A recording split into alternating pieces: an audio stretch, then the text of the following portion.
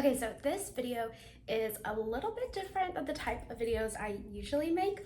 I thought we could talk about the art of sugaring in the context of astrology. So this video is basically about how to tell astrologically if you would be a good fit for this type of role or lifestyle, I guess I should say. So there's a couple, and I will say this isn't just for people who maybe want to embark on this type of pursuit.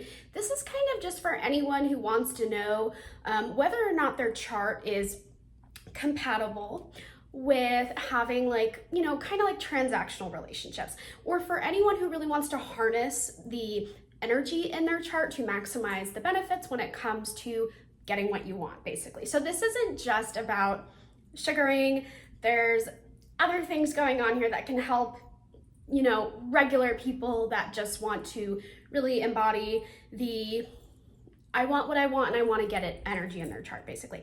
Okay, so there's a couple things you want to look at when it comes to transactional, intimate relationships. So the signs that I personally look at, so this is what I look at, are you want to look at Taurus. Now, Taurus as a zodiac sign deals in wealth. It deals in money, it deals in finances, material goods, but specifically it deals in wealth that you earn. Now, another sign you want to look at is Scorpio. Scorpio is really, really important here because Scorpio opposes Taurus, so they have a lot of intersecting qualities. Now, the difference is where Taurus rules over earned wealth, Scorpio rules over other people's wealth. So this is wealth that you can get from others that you're not actively working for. And by actively working for, I mean it's not like a traditional, you don't have to go perform a traditional typical job. This is money that you can be gifted. This is money that people feel just inclined to give you for whatever reason. Not to mention Scorpio also rules over, physical intimacy. So that kind of plays an important role here. Now, those two signs are really important. Some other things that I look at, Libra. Libra is important in this dynamic mostly because Libra deals in relationships. Libra deals in partnerships, it deals in commitment. So that can be important here. You're having that mutually agreed upon rules for the relationships, rules, standards, boundaries. Now, another sign that's really important is Capricorn. The reason why Capricorn is important is because Capricorn rules over elders, it rules over superiors, it rules over mentors, it rules over authority figures. It also, in a lot of cases, rules over power and control. So there is an innate power dynamic when it comes to transactional relationships, which I will be talking about in this video. So Capricorn's really important here. Capricorn can note, depending on where it's positioned, we'll get more into specific placements in a second, but depending on where it's positioned, it can note having a prominent relationship with an older figure, which tends to be kind of part of the dynamic here. Now, there's an honorary sign, and I'll go over some honorary placements as well. So it's not just those 4 zodiac signs. There's other indications here, but an honorary sign in the mix would be Pisces. Pisces is an honorary sign because it's not always completely visible in charts like this. And this is because Pisces is elusive, it's very slippery, so it can definitely utilize its kind of doe-eyed, innocent, naive expression to get what it wants. The predicament here is it's really going to be up to the chart holder. And that's because the slippery nature of Pisces, in its naivety, it can succumb to people-pleasing tendencies. Sometimes it doesn't recognize how to utilize its power, how to utilize its authority in order to get what it wants. So Pisces is kind of a wild card here. They can either really embody that elusive energy to get what they want, or they kind of succumb to that elusive energy in a more unfavorable expression where they feel, kind of victimized, taken advantage of. So their autonomy is really, their ability to access their autonomy is kind of the deciding factor for Pisces involvement in this type of dynamic. Now, those are some really important signs. Let's get into important planets. So some important planets when it comes to this type of dynamic, getting what you want, having a transactional relationship, you really want to look at Pluto. Pluto's really important. Now, keep in mind, a lot of astrologers don't pay too much attention to Pluto when it comes to the personal life of the chart holder. Pluto is very much perceived as a generational planet, but Pluto's really important. I think Pluto is extremely important. I call it the paperweight of the birth chart. So Pluto is kind of where we dedicate a lot of our energy. Now that said, Pluto deals in physical intimacy. It also deals in karmic debts, things that we're owed, things that we owe others. Pluto rules over other people's financial dealings as well. So Pluto's important in this dynamic. Now, another important planet is Venus. Venus is the planet of love. It's also the planet of material goods. So, you know, you can have that exchange where you are giving someone your time, your energy, you are giving someone your affection, and you receive an exchange out of that. Now, another important planet here is Saturn. Saturn's really important because it rules over authority figures, it rules over power, control, it rules over, mentors, it rules over, in a lot of cases, success and wealth. So Saturn plays an important role here. Now, the honorary planet that's involved in this is Neptune. Neptune is honorary because in my opinion, Neptune rules over Pisces. Now, traditional astrologers think that Jupiter rules over Pisces. I think both beliefs are totally valid. Whatever you resonate with more, Jupiter and Neptune have a lot of intersecting qualities.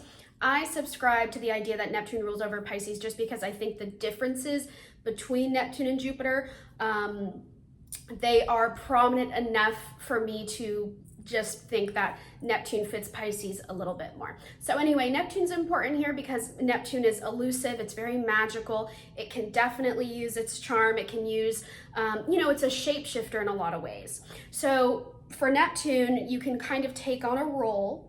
You can definitely wear many different hats. You can put on a facade, a charade. You can kind of manipulate others. You can project a fantasy, more importantly. So Neptune allows you to project a fantasy depending on where it is. So Neptune is important in this dynamic. Now, it's not as important in my opinion as some of those other planets I mentioned, which is why I'm kind of considering it like an honorary celestial body, but it is worth mentioning. Now, as we go through the video, I'm going to talk about houses, significant placements, some aspects, and there are some other like honorary things that you can see, which I will also be mentioning. So if you don't have any prominent Scorpio, Libra, Taurus, Cap placements, if you don't really have a prominent Neptune placement like Neptune in the first, for example, have no fear. There are other indications here. Okay, so let's get into the meat and potatoes here. Now, I want to start with Capricorn and Saturn energy. So Capricorn and Saturn, really important to this sugaring dynamic and having like a transactional relationship. And again, as I mentioned earlier, that's because both of these, the sign and the planet, they rule over authority figures, power, control. So here's some prominent placements when it comes to Cap and Saturn. If you have Saturn in the 7th, that is huge, or a Capricorn ruled 7th house. This can note having relationships, because the 7th house rules over relationships, that are with older figures, wealthier figures, successful figures. And there can also be a working relationship there, because in a lot of cases, Capricorn and Saturn are associated with hard work. So this can note having kind of a professional relationship with someone where you are receiving payment in exchange for, whatever the agreed upon arrangement is. Now, the same can be true in a lot of cases if you have Saturn in the 5th or a Capricorn ruled 5th. Now, the difference in the 5th house rules over romance. Now, the difference, and also it rules over playtime. Okay, anyway, the difference between 5th and 7th and when it comes to this type of dynamic, the 7th house is more geared towards long-term relationships. So if Saturn is in the 7th or you have a Cap 7th, this could note actually marrying someone older than you, having a long-standing relationship with a superior or a mentor. So that's good for long-term. An example would be Holly Madison. Okay, now the 5th house, this is a little more of a short-term dynamic. So you could have a brief arrangement. You could have kind of a more superficial, strictly fun play. Maybe you just never really get that seriously involved. Whereas again, the 7th house, there's a little bit more of an attachment there. There's more of a long-term connection. Okay, now let's talk about Venus. So Venus is important, as mentioned earlier, because Venus rules over relationships, romance. Venus also rules over physical pleasures, so things that feel really good. Now that said, if you have Venus in the 2nd house, the 2nd house rules over finances. this is a really prominent indication of marrying someone wealthy, receiving money and income just for being like your beautiful self. So just embodying femininity, embodying physical pleasure, feel good things, you can receive income for that. Now, Venus in the 8th is similar, but it has a little more of a spice to it, a little more of a kick. Now, this is because the 8th house, similar to second, because they do oppose, it also deals in finances. The difference is the second house is earned wealth. The 8th house is wealth, finances that we owe others, and financial things that we are owed. So this is money that, as I mentioned earlier, when I was originally talking about Scorpio energy, it's not something you're necessarily working for in a traditional sense. Now, the 8th house is also important here because it rules over sexuality. It rules over physical intimacy, and also a more severe form of commitment. So in some cases, the 8th house can also deal in legal matters as well, legal binding contracts, things like that. So the 8th house is a little bit more serious. Having Venus in the 8th, that can definitely note being provided for on a financial level. But again, the second house is a little more lighthearted in some ways. So this could note just going out on dates with suitors, being kind of like, maybe you don't have to commit as much of your physical self, if you get what I'm saying. The 8th house is a little more nitty gritty. So the 8th house can note having an actual transactional relationship where you are physically intimate, and there is compensation for that. So that's kind of the difference, but both of those placements are really important. Now, this is true if you have a Libra 8th as well, or a Libra 2nd house as well. Now, if you have a Taurus 8th house, that's also very significant here. So a Taurus ruled 8th, Venus Taurus in the 8th, that really applies. Now, another thing with Venus is if you have Venus in the 10th house, that's also really significant, or you have a Libra 10th, and in some cases a Taurus 10th. Venus in the 10th house just connote having a mentor, having an older figure that you have a serious relationship with, having someone who takes care of you in that way. So Venus in 10th is really nice. There is a sense of severity here in terms of having like an actual bond. So Venus in the 10th can really bond you to that mentor, that superior figure, that authority figure in your life. So that can be a little more of a long-term thing, kind of like having Saturn in the 7th or a Cap 7th, which I mentioned earlier. Now, an honorary thing here would be Venus in the 5th, or having a Libra ruled 5th house. Okay, and that's just because the 5th house deals in physical pleasures, it deals in fun, it deals in romance. So, this can definitely be seen when it comes to the art of sugaring. But in general, it's kind of more that it can create a personality that pulls you into that lifestyle, that intrigues you. So it doesn't necessarily mean that you will, but it can definitely note an intrigue, just because by default, people with Venus in the 5th or Libra 5th, they're naturally very charming and flirty, and they tend to be pretty open-minded to a lot of different romantic dynamics. Okay, so now we're going to talk about Scorpio. Scorpio plays a really big role here just because of everything that Scorpio represents, which I did mention earlier, sexuality, things that you're owed in terms of money, so it can note a transactional relationship where there is some type of intimate exchange. Now, not to mention, Scorpio can be kind of calculated, methodical. So it can kind of create a personality type that is more prepared and equipped to deal with that type of lifestyle. There's kind of, there's like street smarts there, there's common sense there, there's an intelligence there, there's a strength there. So these people are a little more emotionally and mentally, and in a lot of cases physically equipped to deal with that type of lifestyle. Okay, now that said, if you have Venus Scorpio in the 8th house, that's a great indication. Scorpio Venus in the 2nd house, that's another really good one. And if you have a Scorpio 5th, or Venus Scorpio in the 5th, or Pluto in the 5th, that's also really good here. Now, the reason why those are really prominent, specifically when it comes to that Scorpio energy in the 5th house, that can note, in a lot of cases, there can be some romantic complications here that lead to intimacy issues, trust issues. So it might be hard for someone that has a lot of Scorpio or Pluto energy in the 5th to open up to people on like an intimate emotional level. And this can kind of draw them to relationships where, you know, they're a little more unconventional, they're untraditional. Maybe they don't have to expose so much of themselves. Maybe they can kind of exist in a little bit of a fantasy, or maybe they feel like they're really getting something out of the relationship aside from just emotional intimacy.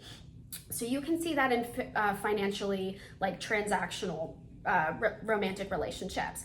Now, Scorpio Venus in the second or Pluto in the second, that could note earning money from other people. Pluto in the eighth, this one doesn't necessarily equate, just because having Pluto in the eighth could note owing other people money. And Venus Scorpio in the eighth, also kind of a toss-up, but still worth mentioning.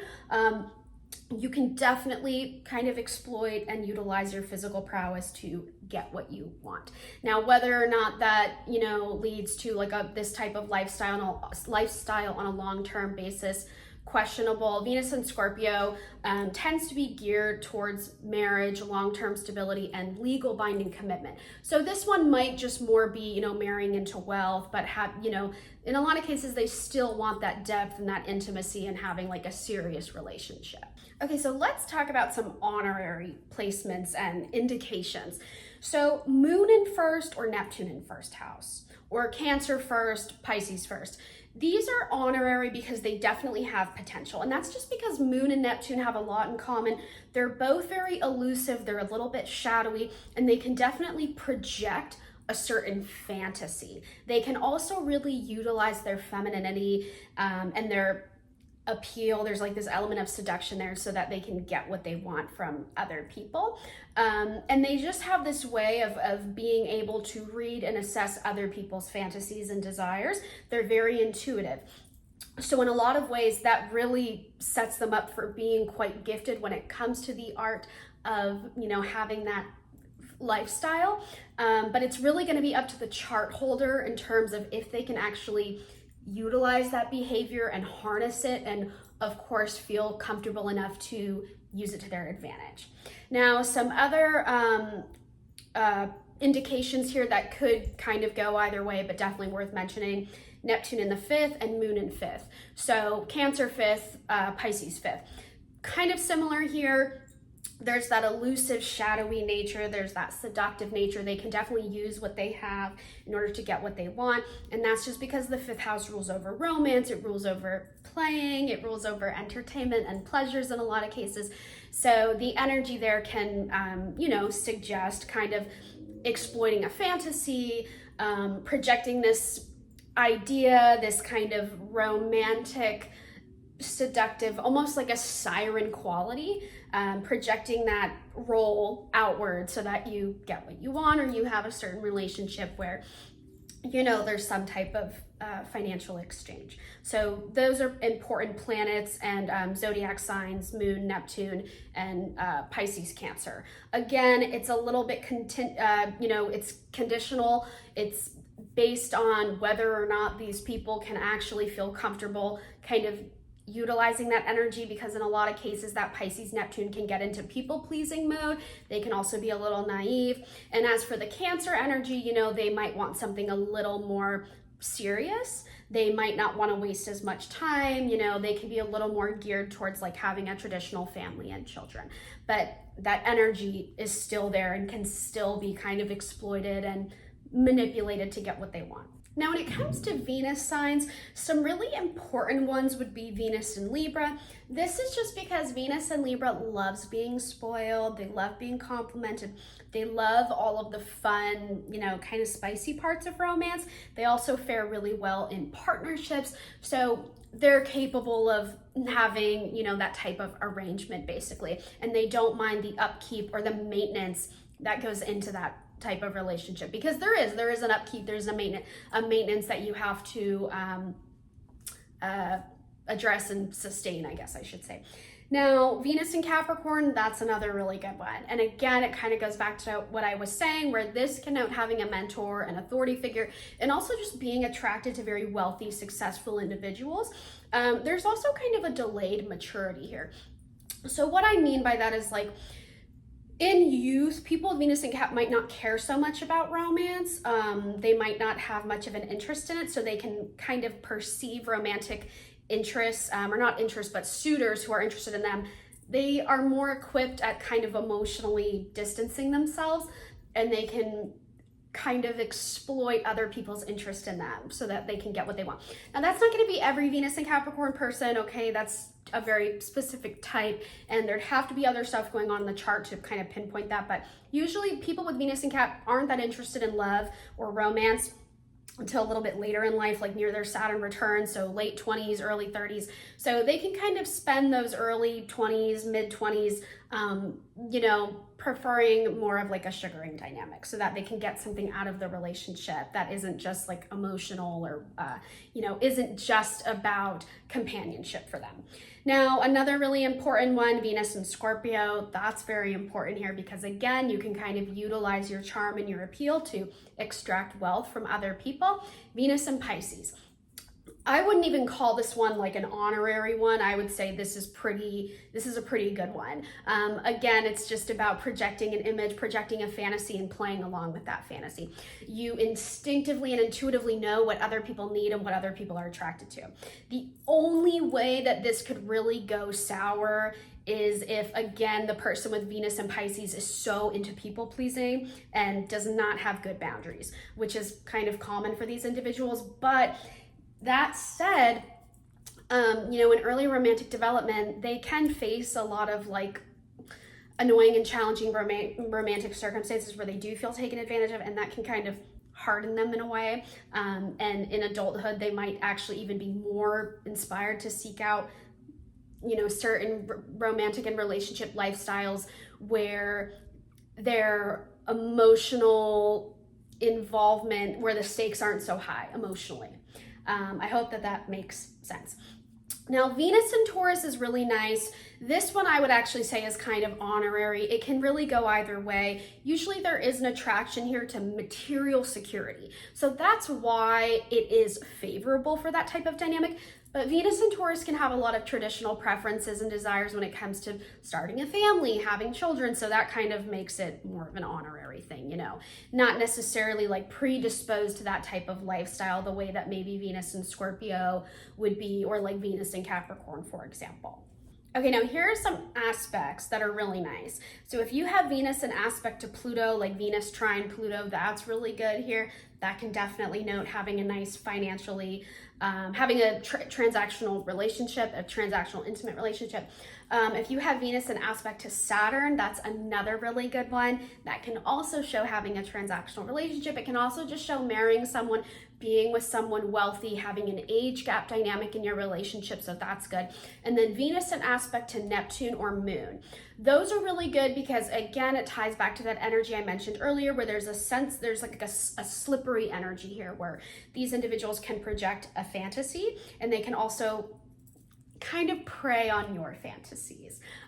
So, there's like a magician type energy here where they can use their magic to get what they want. Okay, now there's one more sign I want to talk about. This one may come as a surprise. Virgo. Virgo is a wild card.